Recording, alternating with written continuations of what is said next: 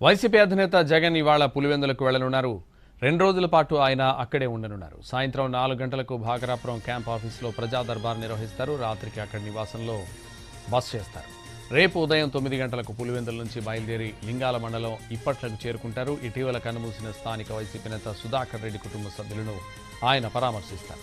ఆ తర్వాత పులివెందుల క్యాంపు కార్యాలయానికి చేరుకుని ప్రజా దర్బార్ నిర్వహిస్తారు. రాత్రికి అక్కడి నివాసంలో బస చేసి ఎల్లుండి ఉదయం 8 గంటలకు తిరుగు పయనమవుతారు.